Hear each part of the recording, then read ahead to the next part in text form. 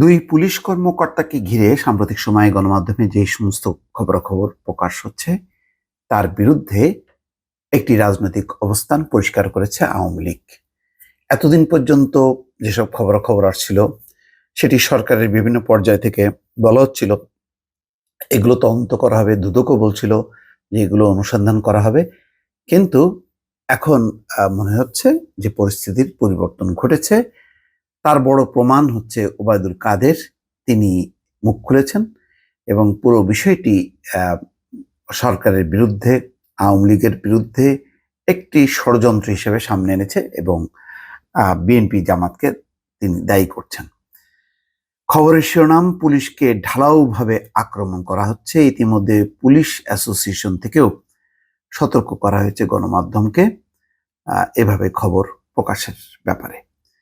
তো আজকে একেবারেই বিষয়টি একটি রাজনৈতিক রূপ নিয়েছে। আওয়ামী লীগের ৭৫তম প্রতিষ্ঠাবার্ষিকী উপলক্ষে ইঞ্জিনিয়ার্স ইনস্টিটিউশনের সামনে আনন্দ র্যালিপূর্বক সমাবেশে বক্তব্য দেন দলের সাধারণ সম্পাদক ওবায়দুল কাদের।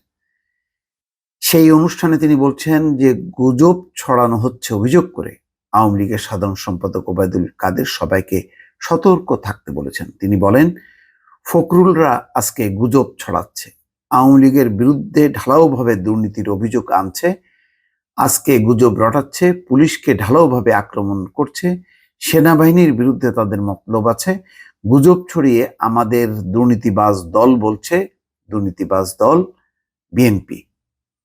এটা ঠিক যে পুলিশের যেই কর্মকর্তাদের বিরুদ্ধে এই রিপোর্টগুলো আসছে তারা অনেকভাবেই সরকারের সাথে বেশ ঘনিষ্ঠ।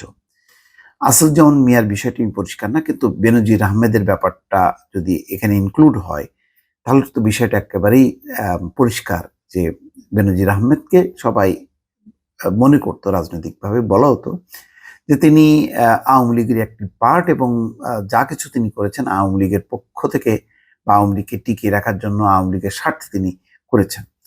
এখন আসাদুজ্জামান মিয়ার বিষয়টিতে পুলিশ অ্যাসোসিয়েশন রিয়াক্ট করলো প্রথমে, এরপরেই এখন বলা হচ্ছে ঢালাওভাবে বলা হচ্ছে। আসলে কি ঢালাওভাবে বলা হচ্ছে নাকি কতিপয় দুর্নীতি বা পুলিশ কর্মকর্তার বিরুদ্ধে বলা হচ্ছে, এটাও একটা প্রশ্ন সাপেক্ষ।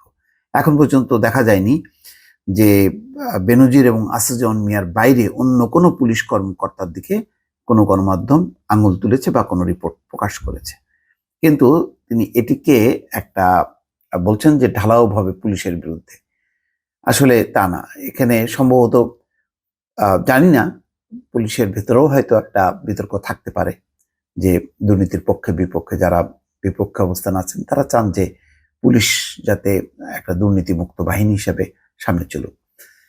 যাই হোক, আজকে এই প্রথম একেবারে রাজনৈতিকভাবে বক্তব্য দিলেন। এর আগ পর্যন্ত, গতকাল পর্যন্ত স্বরাষ্ট্রমন্ত্রী হোক, আওয়ামী লীগের সাধারণ সম্পাদক ওবায়দুল কাদের হোক, প্রত্যেকেই বলছিলেন যে দুর্নীতির কোনো অভিযোগ আসলে সেটি তদন্ত করা হবে, তদন্তের পরেই বলা যাবে যে বিষয়টি দুর্নীতি কিনা। পুলিশ অ্যাসোসিয়েশনের বক্তব্যের পর ওবায়দুল কাদেরের বক্তব্যও পাল্টে গেছে। এখন বলছেন যে কিছু কিছু মিডিয়া অপপ্রচারে নেমেছে বলেও মন্তব্য করেন ওবায়দুল কাদের। তিনি বলেন, আওয়ামী লীগ জনগণের শক্তি নিয়ে শেখ হাসিনা নেতৃত্বে মাথা নত করার দল নয়। আওয়ামী লীগের সাধারণ সম্পাদক বলেন, ব্যক্তি বিশেষ অপরাধ করলে দুদক স্বাধীন, বিচার বিভাগ স্বাধীন, শেখ হাসিনার সৎসাহস আছে দুর্নীতিবাজদের বিচার করার, সে যেই হোক, যত প্রভাবশালী হোক, কিন্তু আজকে যে ঢালাওভাবে দুর্নীতিবাজ বানানোর চক্রান্ত চলছে এটা আওয়ামী লীগকে হটানোর ষড়যন্ত্র কিনা সেটা আমাদের ভেবে দেখতে হবে এবং সতর্ক হতে হবে।